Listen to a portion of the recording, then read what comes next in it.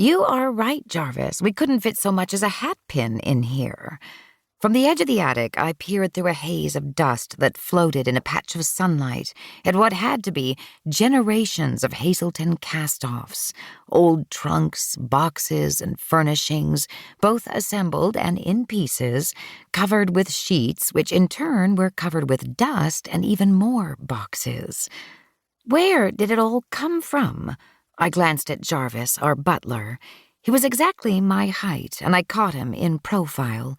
Apart from a hawkish nose, the surface of his face was quite flat, until his lips curved in a smile, pushing round cheeks up and forward. "When Lord Brandon took over the house," he said, "most of the old Earl's furnishings were sent to the attic, as were Lord Brandon's things when Mr. Hazelton moved in. Then Rose and I moved in with our things, and more furniture was relegated to the attic. Mr. Hazelton, George, was my husband of 2 months. Rose was my 8-year-old daughter. For at least 2 generations, this house had been home to the heirs of the Earl of Hartfield, but the last heir, George's elder brother, Brandon, had moved out when he inherited the title and the Earl's townhome. Since the next heir, Brandon's son, was only 10 years old, he would not be needing this house for several more years. George had taken over the lease on the house a year ago, and I had moved in when we married. I just spent the past hour searching for a room to claim as my office. The 3rd floor was a schoolroom and bedchambers for Rose and Nanny.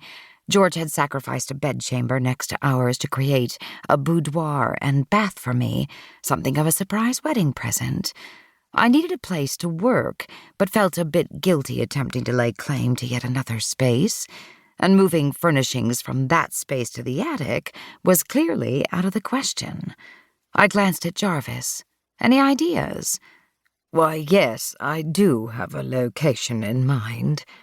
Jarvis had a voice like the rumble of distant thunder. It gave his words a gravitas that had made me trust him from our first meeting, even if there was mischief in the hooded eyes that looked back at me. "Do tell." "Allow me to show you."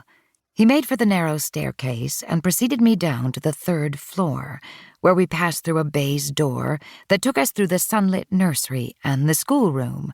Rose, however, took her lessons with her cousin at my brother-in-law, the Earl of Harleigh's home. Our steps echoed through the mostly empty room. I wondered if I could close off a corner for myself up here, but Jarvis led on. I followed him downward to the main floor, wondering where this mythical location could be, until he stopped at the open door to my husband's library, and I realized what he was suggesting. No, Jarvis, this won't do." "You asked my opinion, madam, and I believe this is the perfect place." "The perfect place for what?" I peeked into the room.